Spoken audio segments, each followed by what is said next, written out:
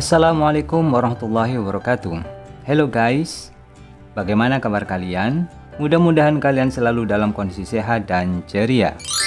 Terima kasih kalian sudah mampir di channel The Maduris Angel. Kali ini saya akan mengajak kalian untuk berkenalan dengan sebuah konsep perumahan yang dimiliki oleh orang Madura, yaitu perumahan Tanian Lanceng. Leluhur orang Madura adalah para pelaut ulung. Gaya hidup pelaut ini kerap kali mereka tunjukkan melalui pembuatan hubungan rumah yang bermotif perahu, yaitu haluan dan buritan perahu.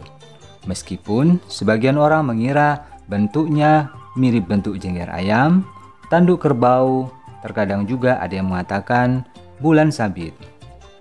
Ada juga beberapa rumah yang menggunakan motif tombak. Jika di zaman sekarang masih ada rumah klasik yang hubungannya bermotif demikian, ini menunjukkan bahwa dahulu rumah tersebut dimiliki oleh seorang prajurit penombak dari sebuah kerajaan yang ada di Madura. Inilah ciri khas yang membedakan bentuk rumah Madura zaman dahulu dengan bentuk rumah suku lain yang ada di Indonesia. Selain memiliki ciri khas terkait bentuk rumah, orang Madura juga memiliki sebuah konsep pemukiman yang dikenal sebagai Tanian Lanceng. Tanian Lanceng merupakan pemukiman sebuah keluarga Madura yang terdiri dari beberapa rumah.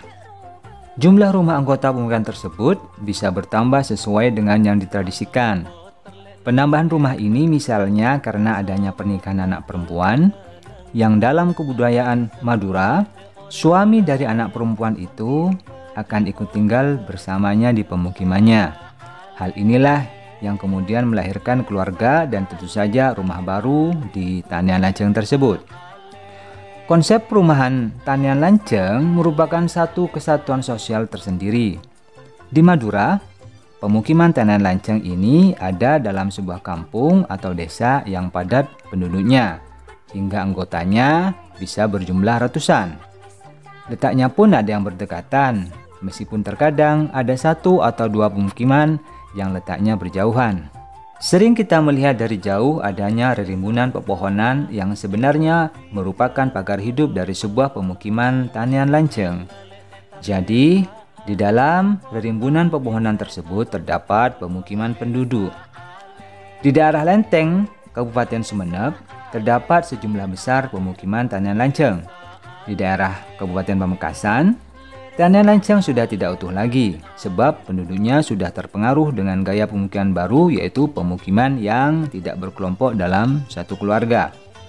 Di daerah Kabupaten Sampang dan Bangkalan, Tanian Lanceng hanya ada di beberapa tempat di pedesaan.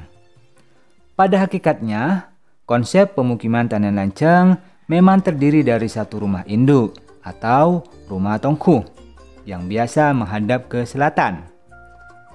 Depan rumah induk terdapat langker atau kopung yang menghadap ke arah timur.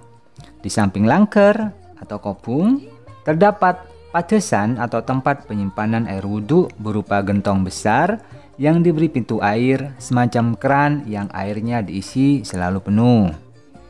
Di dekat padesan biasanya ada sumur. Di dekat sumur biasanya ada pakeben, yaitu tempat mandi yang biasanya berdinding tetapi tidak beratap. Di sebelah kiri rumah induk ada rumah yang jumlahnya sering bertambah. Kemudian di depan rumah-rumah di sebelah kiri rumah induk tersebut biasanya ada dapur serta tempat asisten rumah tangga. Di bagian paling timur dari bangunan dapur dibangun kandang ternak seperti sapi, kambing, dan ayam. Rumah induk atau tongku merupakan tempat bapak atau ibu kepala rumah tangga. Di rumah ini bapak ibu berada, juga anak-anak perempuan mereka yang belum menikah.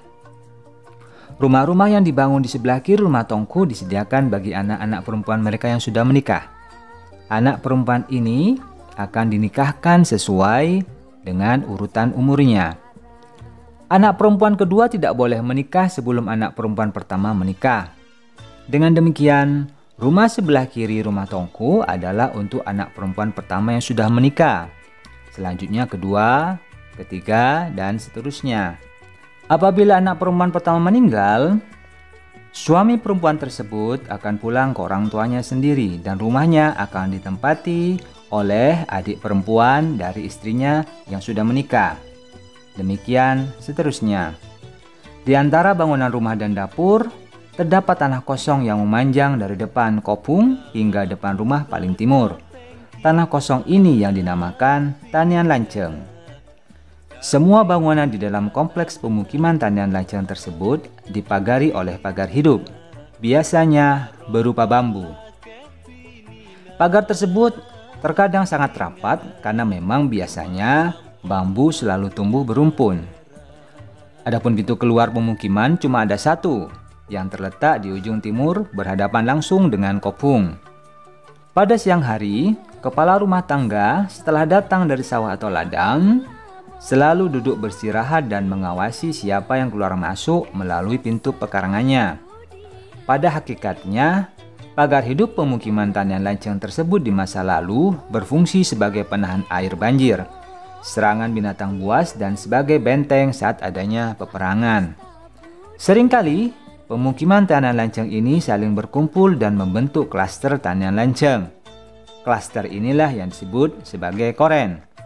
Jika beberapa koren dikumpulkan dan disatukan, koren-koren ini akan menjadi kampung.